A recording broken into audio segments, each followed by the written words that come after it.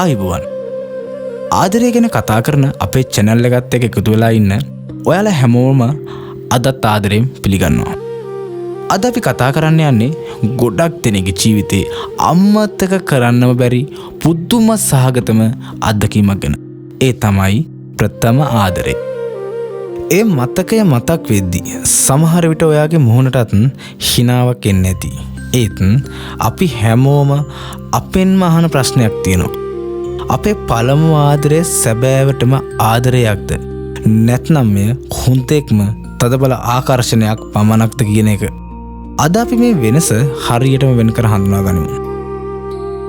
පොඩි කාලේ පාසල් යන කාලේ නැත්නම් නව යෞවනයේදී අපේ ජීවිතේට පළමු වතාවට ආදර හැඟීම දැනෙනවා. ඒක පුදුම තරම් තීව්‍රයි. එතකොට අපිට හිතෙන්නේ ලෝකේ තියෙන ලොකුම ආදරේ අපිට තියෙනවා කියලා. දැන් අපි බලමු මෙන්න මේ ආකර්ෂණය කියන්නේ මොකක්ද? එහෙම නැත්නම් ක්‍රෂ්. බොහෝ විට අපේ පළමු හැඟීම යම් කෙනෙකු කෙරෙහි ඇතිවන ආකර්ෂණයක්. මේක ගොඩාක් වෙලාවට පහසුවෙන් හඳුනා ගන්න පුළුවන්.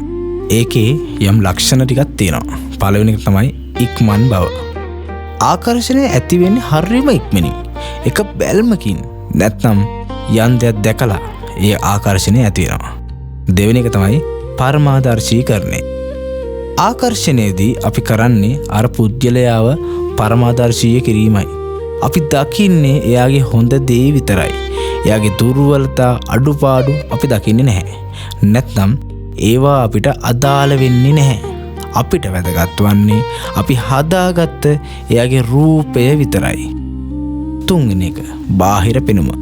බොහෝ විට මේක පදනම් වෙන්නේ බාහිර ලක්ෂණ, කෙනෙකුගේ ජනප්‍රියත්වය, යම් දක්ෂතාවයන් මතයි. දැන් හිතන්න, ඔයා ඒ කෙනාව දකින හැම වෙලාවකම ඔයාගේ හදවත වේගෙන් ගැහෙනවා.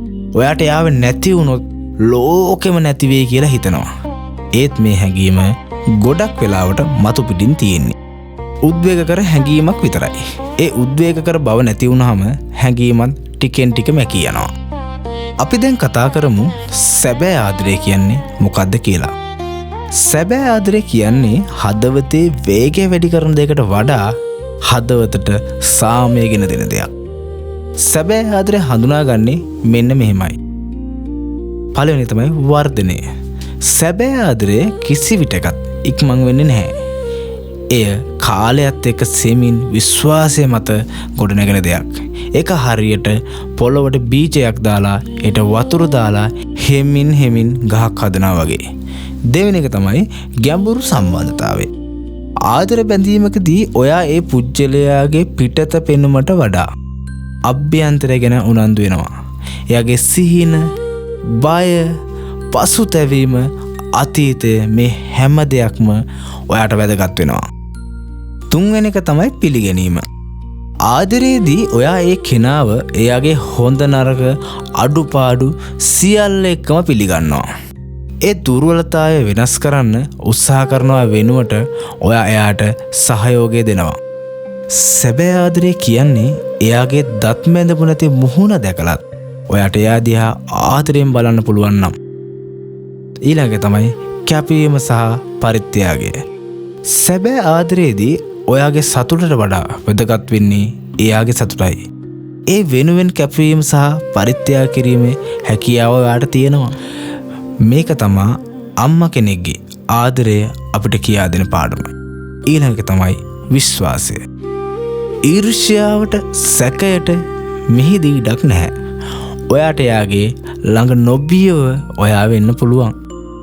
එහෙනම් ඔයාගේ පළමු ආදරය මේ දෙකෙන් මොකක්ද කියලා ඔයාටම හඳුනගන්න පුළුවන් ප්‍රශ්න කිහිපයක් අහමු. පළවෙනි ප්‍රශ්නය. මේ හැඟීම ඔයාගේ ජීවිතයට ඇවිත් කොච්චර කල්ද? ආකර්ෂණයක් නම් මාස කිහිපයක් හෝ කෙටි කාලයක් පමණයි. හැඟීම මැකී යනවා. ආදරය නම් අභියෝග මැවුනත් සම්බන්ධතාවයේ තව තවත් ශක්තිමත් වෙනවා. දෙවන ප්‍රශ්නය. එයා නැති වුණොත් ඔයාට මොකද වෙන්නේ? ආකර්ෂණයක් නම් ඔයාගේ ආත්මාභිමානය බිඳ වැටෙනවා. හෝ ඔයා තවත් කෙනෙක්ව ඉක්මනින්ම හොයනවා. ආදරයක් නම් ගැඹුරු වේදනාවක් දැනුණත් ඔයා එයාගේ සතුට වෙනුවෙන් එයාට යන්න දෙන්න සූදානම් වෙනවා.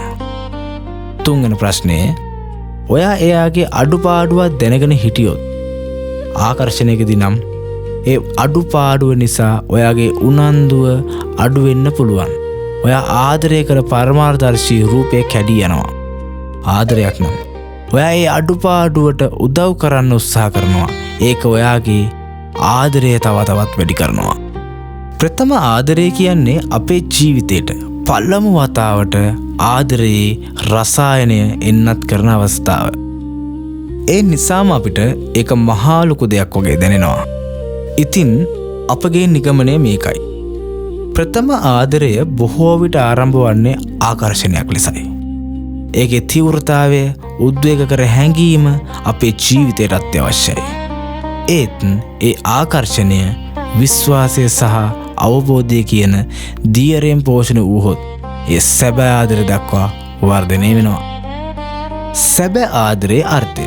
සැබෑ ආදරය කියන්නේ හැමදාම ගිනි පුපුරු නගන සම්බන්ධතාවයක් නෙවෙයි. ඒක ස්ථාවර, සංසුන් සහ විශ්වාසදායක සම්බන්ධතාවයක්. ඒක තමයි ජීවිතයට අත්‍යවශ්‍යම දේ. ඔබට පණිවිඩයක් දෙන්නම්. ඔබ ඔබේ පළමු ආදරය විදින කෙනෙක් නම් ඔබේ හැඟීම ගැන අවංක වන්න. ඔබ ඇත්තටම ආදරය කරන්නේ පුද්ගලයාටද නැත්නම් ඔබ ඔහු ගැන හිතාගෙන සිටින රූපයටද කියා ඔබම අවංකව කියන්න. ඒ අවංකකම ඔබේ අනාගත සබඳතාවන්ට ගොඩාක් වැදගත්.